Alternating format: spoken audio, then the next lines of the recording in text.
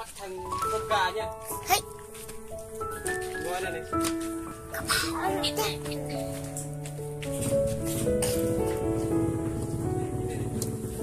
Giờ hai em đi bắt thằng con gà qua nhé. Bắt em con gà nhé.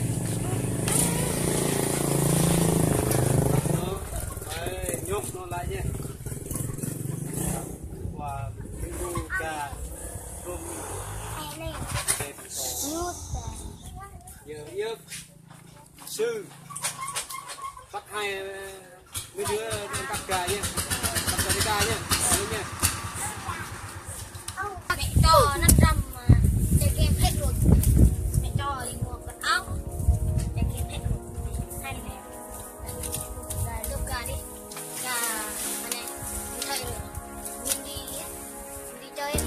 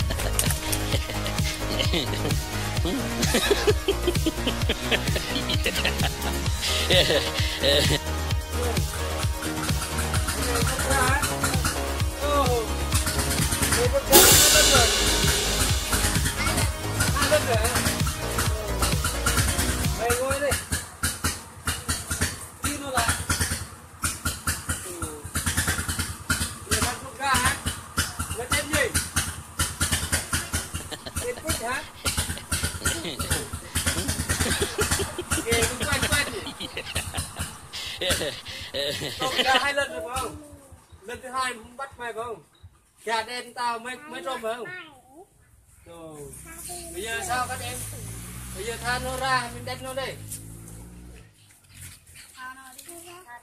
Tha nó hả? Rồi. Bây giờ tha cho nó hả? Đồ, mai tối con nhỏ.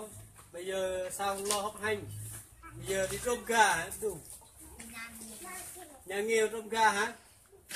Được rồi. Bây giờ lần này đại ca thả cho mày nhá. Lần sau đừng ăn trộm nha. Bây giờ đại ca nói cho tao bay này, cứ lo học hành, sau này lớn có công việc làm nha. Bây giờ tha cho em nha. Giờ thôi. Rồi, đi về trước đây này. Đây này. Rồi, lo học hành nha, đừng đi chơi net nữa nha.